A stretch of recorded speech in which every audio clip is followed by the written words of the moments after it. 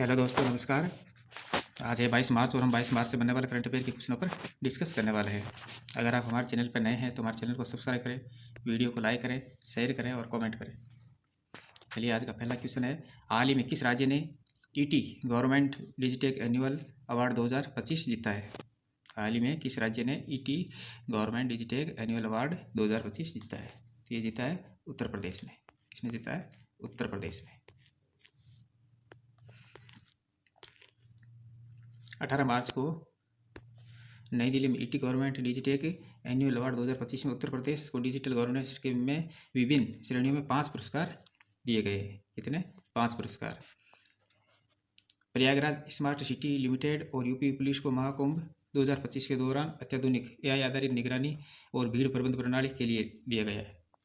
एक तो और स्मार्ट मोबिलिटी में उत्कृष्टता हेतु यूपी राज्य सड़क परिवहन निगम इनको दिया गया है। और यूपी डैश को यानी Uttar Pradesh development system corporation limited को सार्वजनिक सेवा वितरण सुरक्षा बढ़ाने में डिजिटल प्रौद्योगिकी के अभिनव उपयोग के लिए भी, और हमीरपुर जिले को अभिनव डिजिटल स्वास्थ्य सेवाएं व स्वास्थ्य सार्वजनिक स्वास्थ्य डेटा एनालिसिस श्रेणी में प्रोजेक्ट रीति टीबी मुक्त हमीरपुर के लिए, और स्वामी विवेकानंद युवा सशक्तिकरण योजना के तहत सार्वजनिक सेवा वितरण को बढ़ाने में डिजिटल प्रौद्योगिकी के अभिनव उपयोग की श्रेणी में UP development system corporation limited को दिया गया है।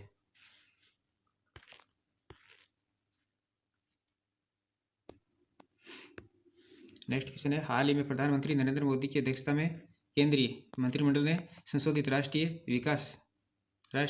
डेयरी विकास कार्यक्रम को मंजूरी दी है। इसकी स्थापना कब हुई थी? हाल ही में प्रधानमंत्री नरेंद्र मोदी की अध्यक्षता में केंद्रीय मंत्रिमंडल ने संशोधित राष्ट्रीय डेयरी विकास कार्यक्रम को मंजूरी दी है। इसकी स्थापना कब हुई थी? इसकी स्थापना थी 16 जुलाई 1965 को हुई थी। 16 जुलाई 1965 को।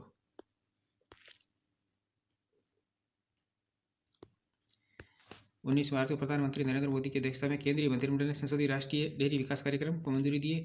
राष्ट्रीय डेयरी विकास कार्यक्रम की शुरुआत 14 फरवरी 2014 में हुई थी, और इस कार्यक्रम पशुपालन, डेयरी एंड DHD लागू करता है, और इस कार्यक्रम का मकसद दूध और डेयरी के उत्पादनों की बिक्री को बढ़ाता है। संशोधित योजना में 1000 करोड़ रुपए के अतिरिक्त व्यय से 15वें वित्त आयोग चक्र 21-22 में से 2025-26 की अवधि के लिए कुल 2790 करोड़ रुपए का बजट हो गया है।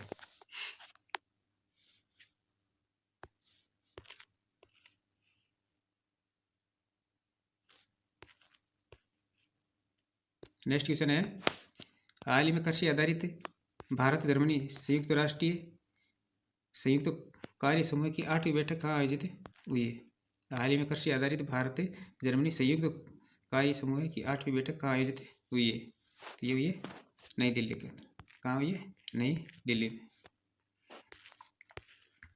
भारत और जर्मनी के बीच 8वीं संयुक्त कार्य समूह की बैठक अध्यक्षता पशुपालन और डेयरी विभाग के सचिव अलका उपाध्याय और जर्मन संघीय खाद्य और कृषि मंत्रालय में राज्य सचिव सिल्विया बेंडर ने की है।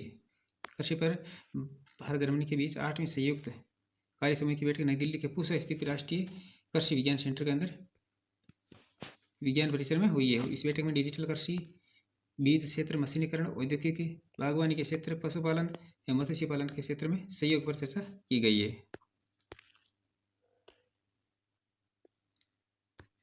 हाल ही में राष्ट्रीय डॉग परीक्षण प्रयोगशाला के वार्षिक सम्मेलन 2025 का आयोजन कहाँ किया गया है? हाल ही में राष्ट्रीय डॉग परीक्षण प्रयोगशाला के वार्षिक सम्मेलन 2025 का आयोजन कहाँ किया गया है? तो ये किया गया है नई दिल्ली के अंदर। कहाँ किया गया है? नई दिल्ली के अंदर।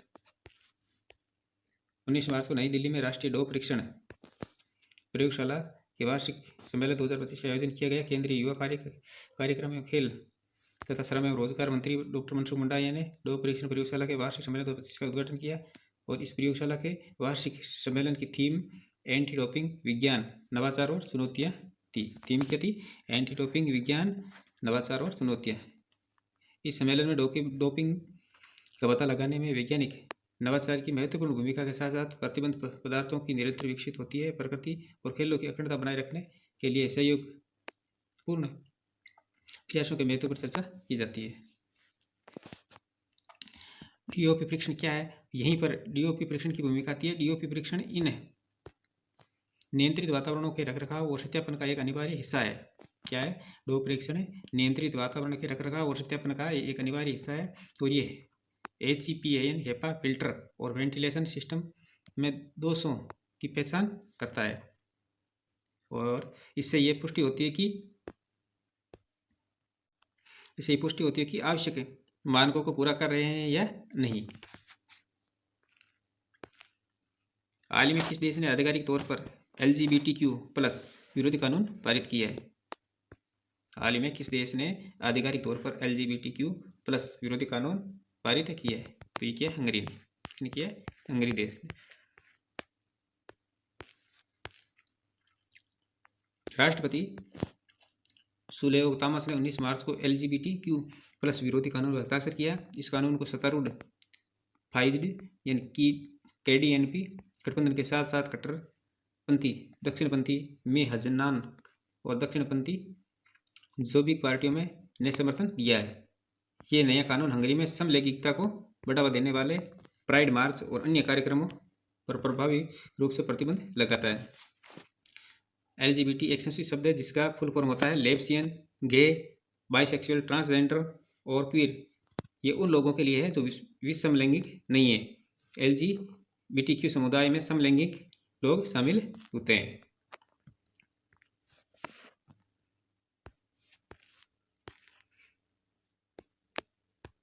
हाल ही में इंटरनेशनल स्पेस स्टेशन जाने वाले पहले भारतीय कौन बनेंगे? हाल ही में इंटरनेशनल स्पेस जाने वाले पहले भारतीय कौन बनेंगे? तो ये बनेंगे शुभांशु शुक्ला। कौन बनेंगे? शुभांशु शुक्ला। इंडियन एयरफोर्स में ग्रुप कैप्टन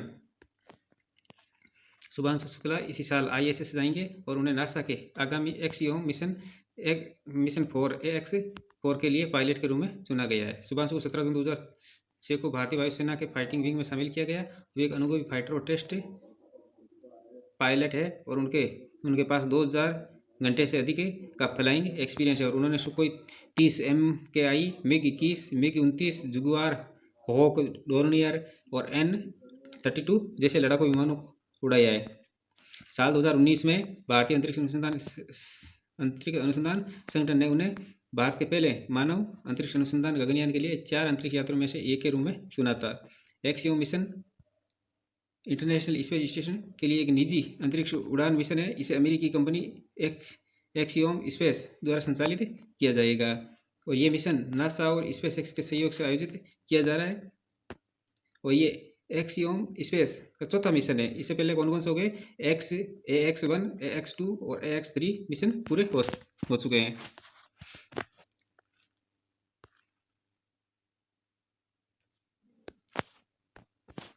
हाल ही में क्रिश्चियन मेडिकल कॉलेज वेलोर के किस पूर्व निदेशक ने पुस्तक to the seventh generation the journey of Christian Medical College Vellore का विमोचन किया है? किसने किया है? तो ये किया है डॉक्टर VI माथन ने। किसने किया है? डॉक्टर VI माथन ने।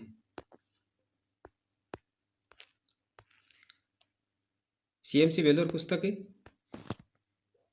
टू द सेवन जनरेशन का चेन्नई में विमोचन किया गया और चेन्नई में 20 मार्च 2000 क्रिश्चियन कॉलेज वेलूर के पूर्व निदेशक डॉक्टर VI माथन ने इस पुस्तक to the seven generation the journey of Christian Medical College Vellore का विमोचन किया गया है।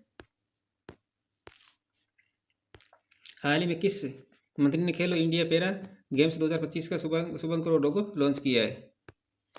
हाल ही में किस मंत्री ने खेलो इंडिया पैरा गेम्स 2025 के शुभंकर और लोगो लॉन्च किया है? तो ये क्या? रक्स निकी खड़के ने। किसने किया? रक्स निकी खड़से ने।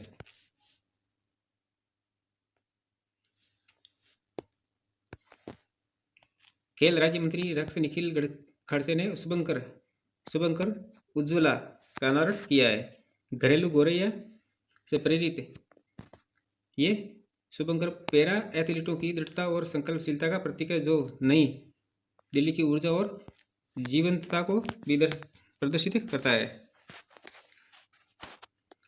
आयोजन खेलो इंडिया पैरा गेम 2025 तिथियां ये बताइए 20 मार्च से लेके 27 मार्च तक हो गए और नई दिल्ली के अंदर 3 स्थानों पर होंगे। कहाँ? जवाहरलाल नेहरू स्टेडियम में, इंदिरा गांधी स्टेडियम में और doctor Karni Singh shooting range के अंदर। लोगो प्रतीक चिन्ह है। अनावरणकर्ता होंगे इसके देवेंद्र झंझड़िया, पैरा ओलंपिक समिति के अध्यक्ष, और इसमनु जिंदल जो संस्थापक स्वयं के। दिल्ली की ऐतिहासिक स्थलों को दर्शाता है, समावेशिता और गतिशीलता का प्रतीक है। इसमें कुल खिलाड़ी 1300+ एथलीट भाग लेंगे। 6 प्रकार के खेल होंगे: para archery, para athletics, para badminton, para power lifting, para shooting और पैरा टेबल टेनिस। एथम गान और शुभंकर। एथम का अनावरण डॉक्टर मनसुख मंडाविया, युवा मामले और खेल मंत्री। और एथम के बोल: खेलेगा मेरा इंडिया, जीतेगा जीतेगा मेरा इंडिया। शुभंकर का नाम उज्ज्वला है। अनावरणकर्ता रक्स निखिल खड़से जो खेल राज्य मंत्री है। और प्रतीकात्मकता: घरेलू घोड़े से प्रेरित पैरा एथलेटिक के संकल्प और झुंझारूपन का प्रतीक है। प्रमुख खिलाड़ी जो इसके अंदर: हरविंदर सिंह पदक, स्वर्ण पदक विजेता। Para archery Varun Kumar, high jump athlete. और पिछला आयोजन के अंदर खेलो India winter game 2025 Jammu Kashmir के अंदर हुए थे।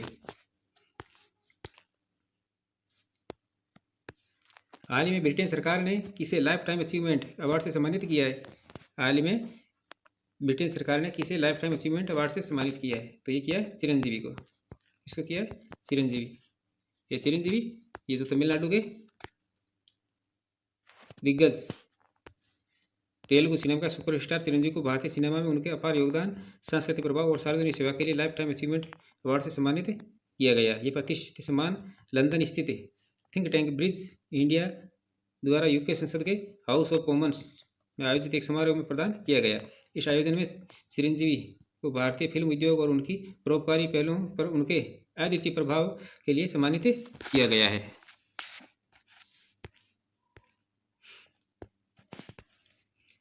हाल ही में किस मंत्रालय ने राष्ट्रीय कर्मयोगी जन सेवा कार्यक्रम लॉन्च किया है? हाल ही में किस मंत्रालय ने राष्ट्रीय कर्मयोगी जन सेवा केंद्र कार्यक्रम लॉन्च किया है? तो क्या आयुष मंत्रालय ने। किसने किया है? आयुष मंत्रालय ने। आयुष मंत्रालय ने 18 मार्च 2025 को राष्ट्रीय कर्मयोगी जन सेवा केंद्र कार्यक्रम के पहले बैच की शुरुआत की। और इस पहले का उद्देश्य केंद्र सरकार के कर्मचारियों में सेवा भाव को मजबूत करना, ताकि एक जवाबदेह और नागरिक केंद्रित कार्य संस्कृति विकसित की जा सके और उनकी सोच में सकारात्मक बदलाव लाया जा सके। तो ये थी हमारी आज की क्लास। ऐसे ही महत्वपूर्ण प्रश्नों के साथ कल फिर मिलेंगे। तब तक के लिए धन्यवाद।